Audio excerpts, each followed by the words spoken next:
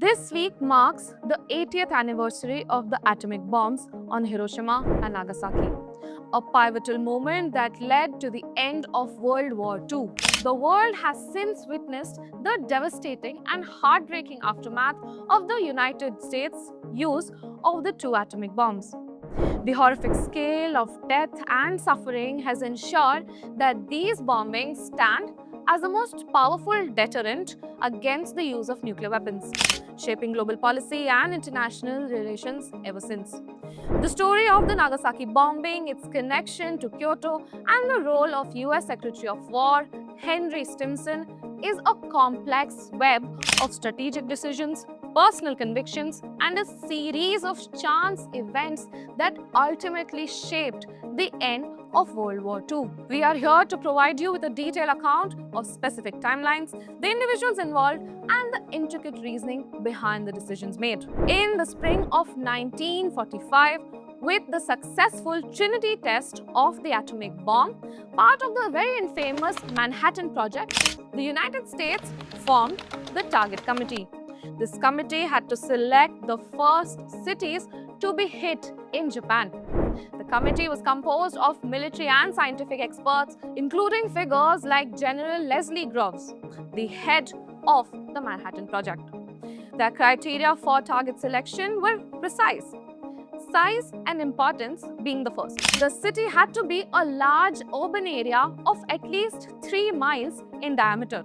Additionally, the military and industrial value of the target city was taken into account, which means it needed to contain important military installations, war industries, or be a hub of transportation. Additionally, the city should not have been a major target for conventional bombing raids at the time. This was to ensure that the effect of the actual atomic bomb, which means its blast, heat, and the radiation generated, could be accurately and scientifically measured without confounding variable of prior damage. This is quite macabre. The committee had also considered the psychological effect on the Japanese people and their leaders. They believed that a strike on a previously untouched city would be a far greater shock to them.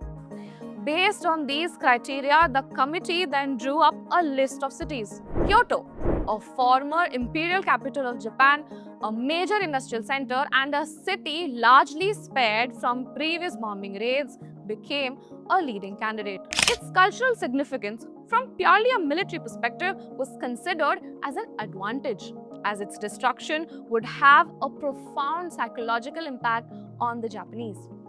Now, at this point, Secretary of War Henry L. Stimson intervened with a force that would change history. A veteran statesman who had served in multiple presidential administrations, Stimson was a man of immense influence and a deep appreciation for history and culture. He had traveled to Kyoto in the 1920s several times, especially during his time as the Governor General of Philippines.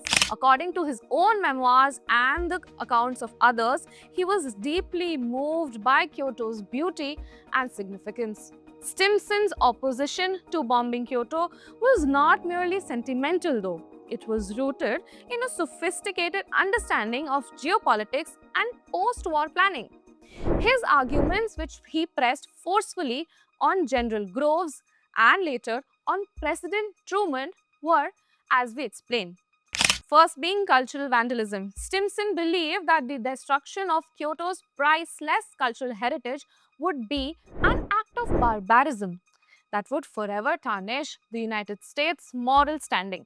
He saw the city's ancient temples, its shrines, and artistic legacy as belonging to all of humanity, not just Japan. But Stimson's most compelling argument was quite strategic. He was so foresighted that he was already planning for post-war occupation and reconstruction of Japan. He knew that the complete destruction of Kyoto, the very heart of Japanese culture and identity, would create an unbridgeable rift of hatred and resentment between the US and Japan. He feared after that it would be impossible to establish a peaceful, democratic Japan and would turn the Japanese people against their American occupiers for generations at end. Stimson's personal intervention was thus decisive. On May 28, 1945, during a meeting of the Interim Committee, he argued passionately against the bombing of Kyoto. He then took his case directly to President Truman, who had the final say. Truman, recognizing the weight of Stimson's argument, agreed. He then personally ordered that Kyoto be removed from this target list. With Kyoto removed, the target committee's list was thus amended. The primary targets for the two atomic bombs were now Hiroshima and Kokura. It is interesting to know that this is when Nagasaki had been relegated to the secondary list, a backup target in case the primary mission could not be completed. The mission to drop the second bomb, which is the Fat Man, was planned for the morning of August 9, 1945. The B-29 bomber Boxer, piloted by Major Charles W. Sweeney, was tasked with this mission, its primary target being Kokura, a city with one of Japan's largest arsenals and a massive war production facility. However, the fate of Nagasaki was sealed by a chain of unfortunate events and split-second decisions. First of all were weather and smoke. As the Boxer approached the city of Kokura, the crew was shocked to find the city covered by a thick blanket of clouds and smoke. This was not a natural occurrence. A conventional firebombing raid on the neighboring city of Yamagata the day before had created a massive smoke plume. This had drifted over to Kokura. The crew then made 3 separate bombing runs over Kokura, but each time the bombardier was unable to achieve visual confirmation of the target as required. With each passing minute, the Boxer's fuel reserves were dwindling. The plane's fuel transfer system had a malfunction, and the crew, with an atomic bomb within them, was burning fuel at an accelerated rate. They also knew that a storm was brewing and the weather over their eventual landing site might deteriorate. Thus, the decision was made to abandon the primary target of Kokura. With only enough fuel left for one pass over the secondary target, the Boxer turned towards the city of Nagasaki. Even over Nagasaki, the weather was not ideal. The city was partially covered by clouds. The crew, however, was running out of time and options. At the last possible moment, a small break in the clouds appeared, giving the bombardier, Captain Kermit Behan, a narrow window to release the bomb. At 11:02 a.m., the Fat Man bomb detonated over the Urakami Valley or Nagasaki. The topography of this city with its surrounding hills helped contain the initial blast, but the devastation was immense nonetheless. The blast and subsequent fires killed an estimated 60,000 to 80,000 people, with thousands more dying in the years to come from radiation sickness and cancer.